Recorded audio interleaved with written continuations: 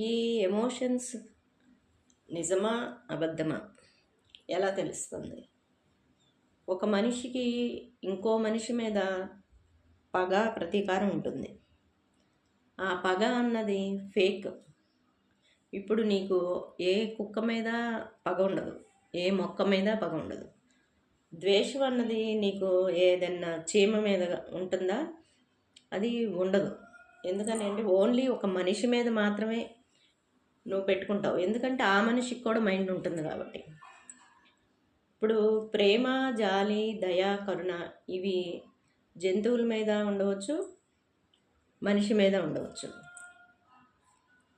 కానీ పగ మాత్రం, ప్రతీకారం, ద్వేషం మాత్రం మనిషి ఒక్కళ్ళ మీదే పెంచుకుంటున్నావు.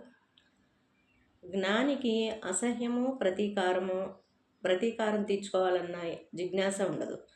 జ్ఞాని వివాద నినాదరహితుడు. జ్ఞాని తగుల్లో ఉండడు. మనిషి గతంలోనూ భవిష్యత్తులోనూ బతుకుతూ ఉంటాడు. జంతువులు అయితే గతంలోకి వెళ్ళదు, దాని మైండ్ భవిష్యత్తులోకి వెళ్ళదు. ఆకలి అయితే తింటాయి, ప్రజెంట్ టెన్స్లో మాత్రమే ఉంటాయి. పగా ప్రతీకారాలు అంటూ ఉండవు వాటికి. మనిషి కూడా అలా ఉండాలి. పగ మనిషి మీద మాత్రమే ఉంచుకొని అది రగిలిపోవడం వల్ల ఎదుటివాడికి నష్టం లేదు, అది నీకే నష్టం. ప్రకృతికి ఎమోషన్ లెస్, ప్రకృతికి ఉండదు ద్వేషం. మొక్కలపై పగ ఉండదు. కరుణ, ప్రేమ జంతువులపై, మనుషులపై ఉంటుంది. పాజిటివ్నెస్ మాత్రం అన్నిటి మీద ఉంటుంది. ఓన్లీ నెగిటివ్ మాత్రమే మనిషి మీద ఉంటుంది. అహంకారం ఉంటే బంధం అవుతుంది. అహంకార రాహిత్యం ఉంటే నీకు మోక్షం అనుభవం అవుతుంది. విషయకాంక్ష ఉంటే బంధం అవుతుంది. విషయ రాహిత్యంగా నువ్వు ఉండగలిగితే మోక్షం అవుతుంది. నా అన్న స్థితి బంధం. నా అన్న ఇమేజ్ని తీసేస్తే అదే నీకు మోక్షం.